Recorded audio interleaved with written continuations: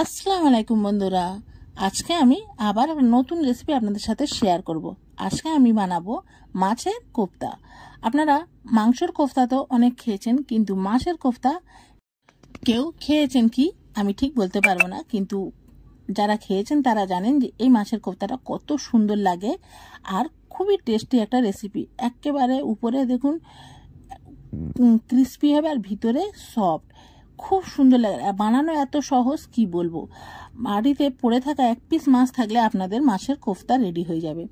দেখুন এখানে আমি 2 পিস, আমার 5 ট্যাংরা মাছ বাড়িতে ছিল, সেটা আমি একটা জায়গার মধ্যে দিয়ে এটা আমি খুব ভালোভাবে সিদ্ধ করে নেব।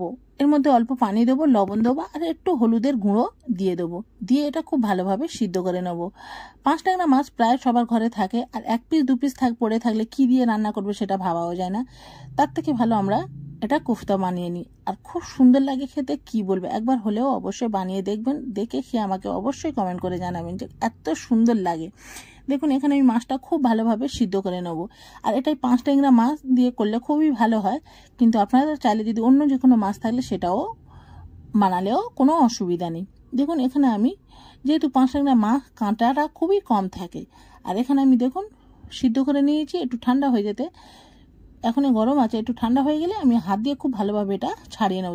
যে অল্প কাঁটা আছে সেগুলো আমি ছাড়িয়ে ফেলে দেবো, দিয়ে খুব ভালোভাবে কাঁটাগুলো ফেলে দিয়ে খুব ভালোভাবে এটা মাখিয়ে নেব।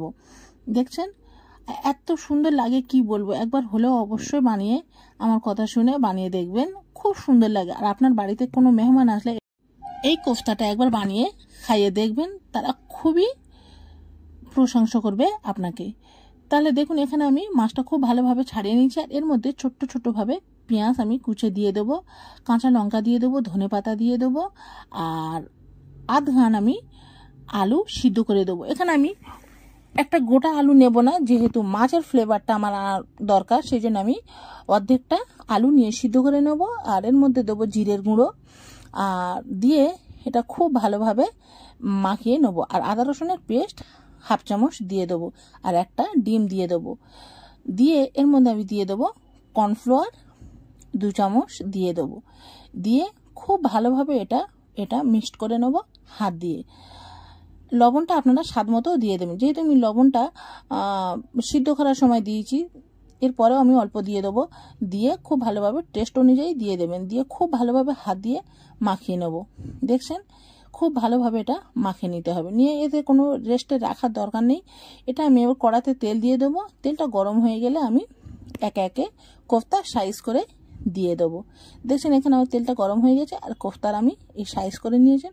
আপনারা চাইলে গোল করেও দিতে পারেন, কিন্তু কোফতা যেহেতু এমন চ্যাপটা করে দিলে ভালো লাগে।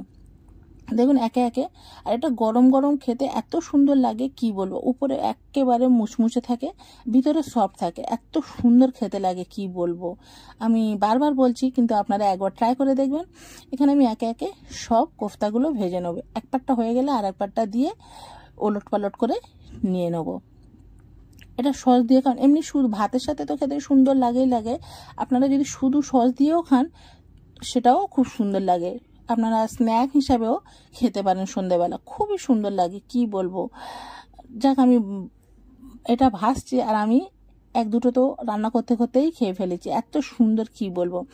একবার হলেও অবশ্যই বাড়িতে ট্রাই করবেন। আমি এখানে সব একে একে সব মাছের কোফতাগুলো আমি রেডি করে নিয়েছি।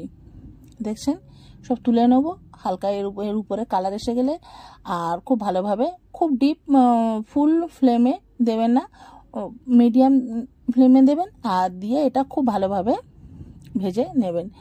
খুব হাই ফ্লেমে দিলে কি হয় যে উপর থেকে কালারটা চলে আসে, কিন্তু ভিতরে খুব একটা হয় না, সেই জন্য মিডিয়ামে দিলে সবটাই ঠিক থাকে। দেখুন একে একে আমার এখানে সব ভাজা হয়ে গেছে, এদিক ওদিক করে ওলট পালট করে আমি সব ভেজে নেব, নিয়ে তুলে নেব। আর খুবই সিম্পল, আর খুব অল্প সময়ের মধ্যে হয়ে যায়। আপনার হাতে যদি টাইম কম থাকে, আমি ঝটপট আপনি এটা বানিয়ে নিতে পারবেন। দেখুন এত সুন্দর খেতে লেগেছিল কি বলবো, একবার হলেও অবশ্যই বাড়িতে ট্রাই করবেন। দেখুন খুব সুন্দর লাগছে না, খেতে খুব সুন্দর লেগেছিল কি বলবো। আমার হাজব্যান্ড তো 5 ট্যাংরা মাছ খায় না, কিন্তু আমি এটা এই এই কোফতাটা যখন করে দিয়েছি ও বুঝতেই পারে না যে এটা পাঁচ ন্যাংরা মাছের কোফতা। খেয়ে বলেছে খুব সুন্দর হয়েছে, তারপরে আমি বলেছি যে এটা পাঁচ ন্যাংরা মাছের, কিন্তু বুঝতেই পারেনি। দেখুন এত সুন্দর লেগেছিল। একবার হলেও তাহলে বাড়িতে আপনারা অবশ্যই বানাবেন। আজকে ভিডিও কেমন লেগেছে অবশ্যই জানাবেন। আল্লাহ হাফিজ।